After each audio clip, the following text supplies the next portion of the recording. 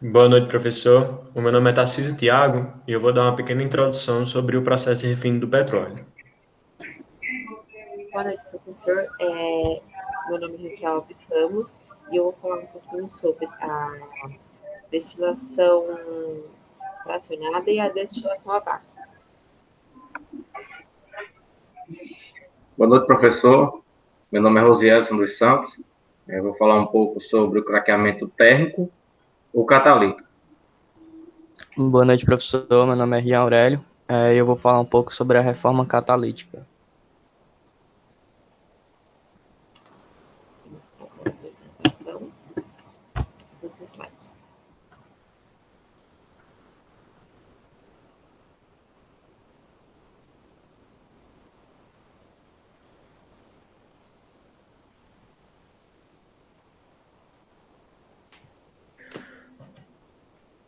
Bom, no caso, eu vou começar falando sobre o petróleo em si, né? Como o próprio nome ele já diz, o petróleo é um óleo que é encontrado impregnado em rochas. A teoria mais aceita sobre o petróleo é que ele é um líquido formado a partir da decomposição de animais e vegetais, que em sua maioria são aquáticos e unicelulares. Durante milhões de anos, esses restos desses animais, desses vegetais, ficaram sob a ação de calor, pressão e também sobre a decomposição de diversos sedimentos. Todo esse processo levou à formação do petróleo. O petróleo, ele acaba sendo um recurso não renovável. Ele é um recurso não renovável pelo fato de a produção do petróleo demorar muito em relação ao consumo desse petróleo. Quimicamente falando, o petróleo ele vai ser uma mistura de hidrocarbonetos. Além desses hidrocarbonetos, vai existir também, só que em pequena quantidade, alguns componentes básicos, como o nitrogênio, o oxigênio e o enxofre. Ele é um líquido escuro, viscoso e apolar, certo?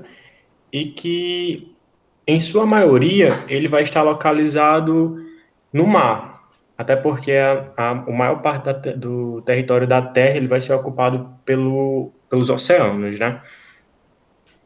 Pode passar. Pronto. Falando agora sobre o trabalho de prospecção do petróleo, que no caso é para poder achar o petróleo, normalmente a gente vai ter os geólogos que vão fazer um estudo com imagem via satélite e outras ferramentas, que a partir desse estudo vai ser determinada a probabilidade de ter o petróleo em uma determinada região. O segundo estágio vai partir de um navio que ele vai até o local que o geólogo determinou com uma plataforma. Nessa plataforma vai ter acoplado um canhão de ar comprimido, né? E também tem diversos hidrofones. Esse ar comprimido, ele vai soltar um choque térmico, vai soltar uma onda de choque que vai se dirigir até o fundo do oceano. Quando essa onda de choque ela bater no chão, ela vai ser refletida para a superfície e os hidrofones eles vão absorver essa onda de choque. A partir daí, eles conseguem fazer um mapeamento do fundo do oceano para conseguir saber onde vai ter a maior probabilidade de ter o petróleo.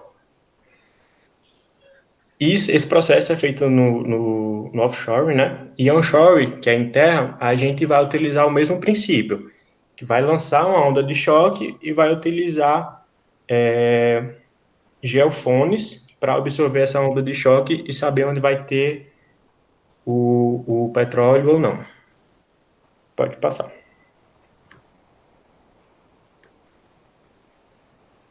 A partir daí, né, a partir que a gente consegue determinar uma fonte de petróleo, que consegue achar essa fonte, achar esse poço de petróleo, vai começar todo o processo de perfuração e, consequentemente, também o processo de refino desse petróleo. O processo de refino do petróleo ele vai ser classificado basicamente em dois processos, né, que é o processo físico e o processo físico-químico. No processo físico, a gente vai ter dois principais tópicos, que é a decantação e a filtração. A decantação, ela vai retirar a água salgada do petróleo pela diferença de densidade, já que o petróleo ele é mais denso, ele é menos denso, perdão, e por ser menos denso, ele vai ficar na parte de cima em relação à água do mar, né? Na filtração, vai ser retirado as impurezas sólidas, como areia e argila, para poder começar realmente o processo do refino do petróleo bruto, que é a parte do processo físico-química. E aí vai ter a destilação fracionada, a destilação a vácuo, o craqueamento térmico e a reforma catalítica. Pode passar.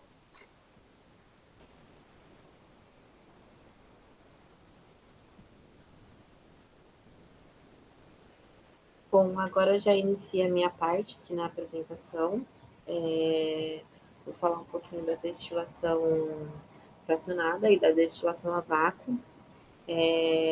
Como sabemos, né, o petróleo não é usado diretamente na sua forma bruta. Por isso, ele precisa passar por determinados processos. Ele, como foi dito, né, ele é composto por uma mistura complexa de hidrocarbonetos, além de pequenas quantidades de outras classes de compostos orgânicos que contêm nitrogênio, oxigênio, enxofre. Não é possível isolar cada composto orgânico que o compõe, né? Tendo em vista que que possuem pontos de evolução diferentes de um para outro, né? Por isso, o refinamento do petróleo isola por frações, ou seja, grupos com números menores de compostos orgânicos, principalmente os hidrocarbonetos que possuem massas molares próximas. Portanto, a diferença básica entre as frações do petróleo é a quantidade de átomos e de carbonos presentes em suas moléculas. Por exemplo, aqui, como a gente tem nessa planilhinha que foi feito. A gasolina, ela possui entre 6 a 10 átomos de carbono, enquanto a fração do petróleo possui de 6 a 10. Enquanto a fração do petróleo entre o óleo diesel possui de 15 a 18 moléculas, né? Então, aqui são os exemplos. Então, do tanto de moléculas de átomos que tem em cada composição, né? Do gás natural, para o éter do petróleo, benzina e etc.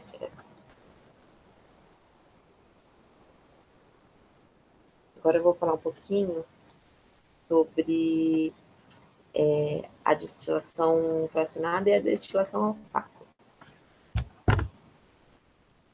Quanto maior a massa molar de um composto orgânico, maior o seu ponto de ebulição, ou seja, a temperatura passa do estado líquido para o estado de vapor, usando assim a destilação fracionada, para separar as frações do petróleo. Basicamente, essa técnica consiste em colocar o petróleo em um forno, uma fornalha ou um forno, né? Para ser aquecido em torno dos seus 400 graus, mais ou menos. Essa fornalha, a fornalha que está sendo demonstrada aqui na nossa imagem, é a torre de destilação de pressão atmosférica, né? Que é a forma que é utilizada dentro da torre de destilação. Ela possui vários pratos e bandejas. Pode conter aí até umas 50 bandejas dentro dessa torre de destilação. Conforme vai subindo cada bandeja aqui no desenho, uma temperatura diferente vai diminuindo nesse sentido. Então, começa da parte mais quente e vai diminuindo a sua temperatura até chegar na parte superior. Assim ocorre o seguinte, os hidrocarbonetos de maiores massas molares formam uma fração que permanece no fundo do recipiente, no estado líquido. pois o seu ponto de ebulição é muito elevado. Já as frações com menores massas molares, que possuem menores pontos de ebulição, passam para o estado de vapor e sobem na torre de destilação, chegando à próxima bandeja. Se a temperatura dessa bandeja for que o ponto de ebulição da fração e ela se condense e é retirada, senão ela continua subindo até a próxima bandeja. Então, conforme vai subindo, a hora que chega o seu ponto de ebulição, vai criando a querosene, a gasolina, e ela vai ficando nas suas determinadas bandejas com o seu determinado ponto de ebulição, né? E assim sucessivamente até a fração mais leve chegar no último prato da coluna, onde a temperatura é a menor a ser coletada. Esse processo se repete novamente para garantir a eficiência do processo. Nessa parte do processo são obtidos os principais gases, principalmente os gases, né, que seriam a parte mais leve aqui em cima, gasolina, nafta, querosene. O líquido de massa molar elevado permanece na parte inferior da torre de destilação e é encaminhado para o outro forno, que seria esse próximo aqui, da torre de destilação a vácuo.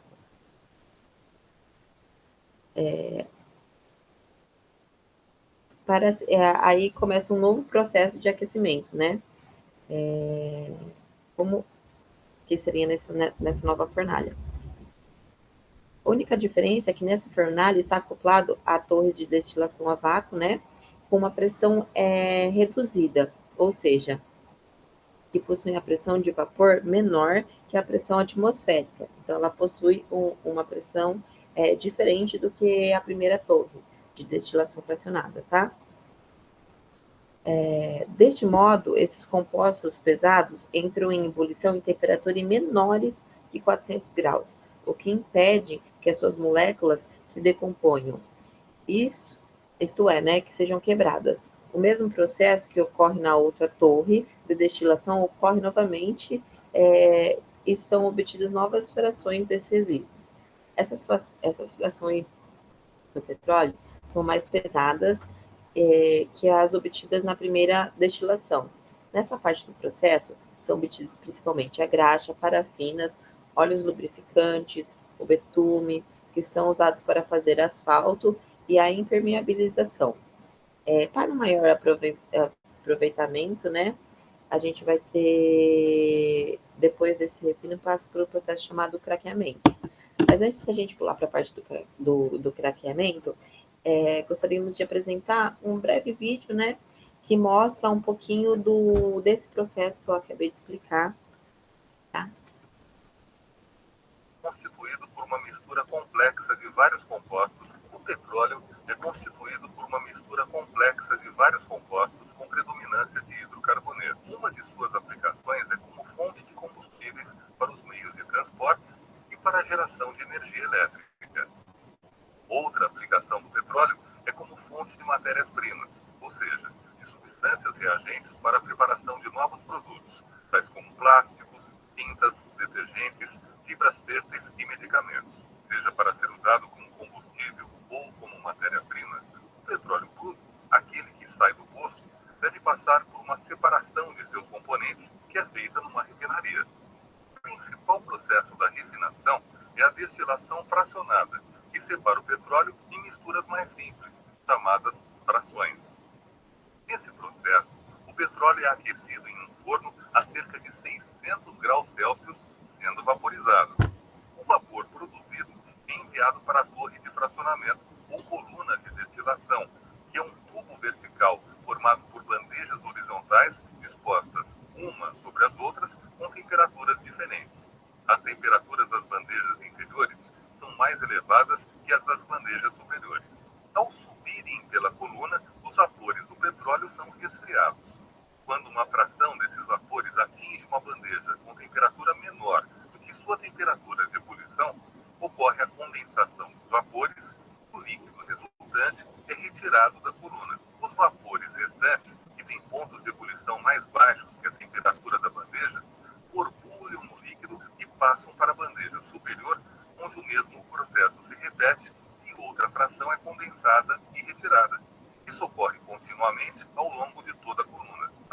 a indicação das frações, seus intervalos de ebulição e a composição química, representada pelos números de átomos de carbono nas moléculas constituintes de cada fração. O óleo lubrificante, constituído por moléculas com mais de 17 átomos de carbono, é a fração menos volátil, fervendo a temperaturas superiores a 305 graus.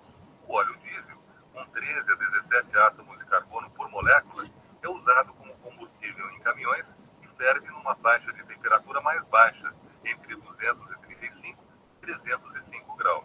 Em seguida vem o querosene, que ferve entre 175 e 235 graus e possui 11 ou 12 átomos de carbono em suas moléculas. Ele é utilizado como combustível em aviões. A gasolina, usada como combustível em automóveis, é constituída por moléculas que têm de 5 a 10 átomos de carbono. Sua faixa de temperatura de ebulição está entre 40 e 175 graus. O gás, usado como combustível doméstico e industrial, é a fração mais volátil do petróleo, sendo constituído por moléculas que possuem de 1 a 4 átomos de carbono. O resíduo da destilação é usado para a fabricação de asfalto que pavimenta ruas e estradas. Ele é constituído por moléculas com mais de 38 átomos de carbono e ferve a temperaturas superiores a 510 graus.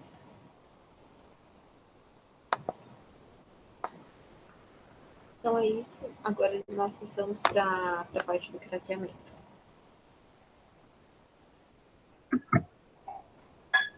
Como eu havia falado antes, irei falar um pouco sobre o craqueamento térmico ou catalítico. Esse processo é muito importante, pois permite... ele é um processo, na realidade, o craqueamento do petróleo é um processo químico, né? Que transforma frações de cadeias carbônicas maiores em frações com cadeias carbônicas menores. Esse processo é muito importante, pois permite as frações do petróleo que são vendidas por valores menores, que se transformem em frações de maior valor comercial. Hoje, a gasolina, ela é a principal, né? Atualmente, ela é a principal, mais importante, e no processo de refino, a gente acaba tendo de 7% a 15%, e no craqueamento, ele vem viabilizar e aumentar a quantidade de gasolina produzida por barril de petróleo, além também de melhorar a questão da octanagem da gasolina.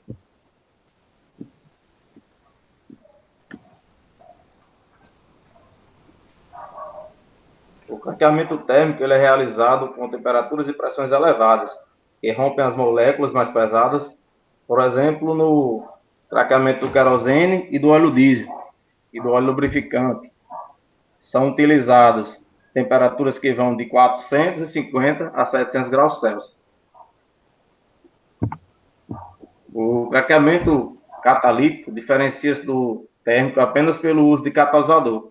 Os catalisadores são substâncias capazes de aumentar a velocidade de determinadas reações químicas sem participar da reação, ou seja, são regeneradas ao final dela.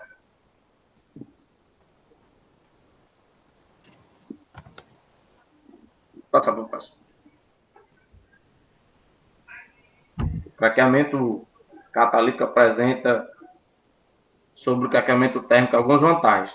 Usa-se em geral pressões e temperaturas mais baixas e o mecanismo de reação é controlado pelos catalisadores. O craqueamento do petróleo é também muito importante economicamente, porque muitos dos seus subprodutos são usados como matéria-prima na produção de plástico, borrachas e novos materiais, como mostra no esquema a seguir. No caso aí, como podemos ver nessa imagem, né, nós temos alguns subprodutos que são provenientes aí do craqueamento. Bem, é isso aí que eu tenho a apresentar hoje. Obrigado. E passar para o próximo processo. Pois bem, chegamos no processamento e refino, no final do processamento e refino do petróleo, onde a gente vai falar sobre a reforma catalítica. A última etapa do refino do petróleo trata-se da reforma catalítica, em que, como o seu próprio nome indica, cujo objetivo é reformar ou reestruturar as moléculas, transformando as cadeias normais de hidrocarbonetos em cadeias ramificadas, cíclicas e aromáticas. falando sobre a reforma catalítica, é um processo químico muito utilizado no refino, do petróleo, onde contém seu fundamental na produção de gasolina, e um dos seus objetivos é o aumento da octanagem da nafta pesada obtida na destilação atmosférica do petróleo cru. Mas o que seria esse aumento de octanagem da nafta, desse processamento? E aí, nesse caso, a gente tem que a quantidade de átomos não é alterada, mas sim a estrutura molecular. Como, por exemplo, na pirólise ocorre a decomposição do material em altas temperaturas. E a vista disso promove a ruptura da sua estrutura molecular, e principalmente de hidrocarbonetos pesados, em frações leves como o eteno e o propeno, por meio da retirada do hidrogênio. Isso aumenta o aproveitamento do petróleo. Então, isso é uma pauta sobre o aumento dessa octanagem de nafta.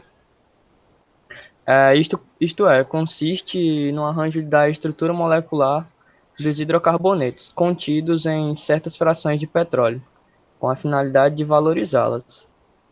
Pode ser orientado para que um de seus objetivos seguintes seja alcançado, como podemos citar, que necessita obter um produto de elevado índice de octanagem, próprio para os motores de alta taxa de hidrocarbonetos aromáticos nobres, como podemos citar o benzeno, o tolueno ou o xileno. Esses são subprodutos relacionados a isso, que serão posteriormente recuperados e fracionados, obtendo isoladamente cada componente com um elevado grau de pureza.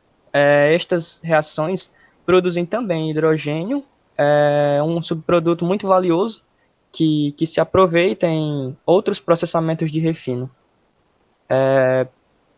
E para que isso ocorra, se utilizam altas temperaturas, Ou, como podemos citar, uma temperatura mínima de 490 graus Celsius para que esse processamento ocorra, e chegando à máxima de 530. São denominadas como pressões moderadas para esse processamento. E os catalisadores sólidos de plantio e outros metais nobres apoiados sobre o alumínio. O refino acontece através de catalisadores que resultam em obtenção de gasolina com elevado índice de octana, ou em um produto muito rico em hidrocarbonetos aromáticos nobres, como a gente já citou, a questão do benzeno. E existem 3 seções para que compõem uma unidade de reforma catalítica. Existe a seção de pré-tratamento, a gente tem a seção de reformação e a seção de estabilização. A seção de pré-tratamento consiste na remoção de impurezas. Você pode voltar lá? Na remoção de impurezas, como oxigênio e metais. A seção de reforma, de processamentos que resultam na remoção do coque. E o que seria esse coque, O coque é obtido a partir da destilação do carvão mineral em fornos, na ausência de um ar num tempo estabelecido. E a gente tem o processo de coqueificação, tem formação do gás da coqueira, do alcatrão e outros produtos químicos. E aí, na seção de estabilização, a gente tem a separação entre o gás combustível e a reforma e o reformado catalítico líquido. A gente vê aí nessa imagem esboçada o nafta, BD, e o NKH, onde eles sofrem a reforma catalítica, e nele ocorre essa reestruturação, e a gente obtém o hidrogênio, a gente obtém o gás combustível, a gente obtém o GLP, e a gente obtém o nafta reformada. Pode passar. E aí, relacionado à das seções que existem, as 3 seções, a gente tem a seção de pré-tratamento, proteger o catalisador de reforma de impurezas presentes na carga, tais como enxofre, nitrogênio, oxigênio, metais e outros. E o catalisador de pré-tratamento tratamento, que consiste no óxido de cobalto, molybdênio, acabei não dá para enxergar direitinho a imagem, mas tem todas as seções reformuladas, e é isso, essa é a nossa apresentação.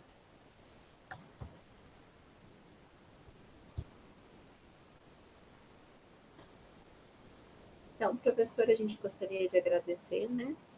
E essa foi a nossa apresentação sobre o refino de petróleo. Alguém tem mais alguma coisa para passar para o professor?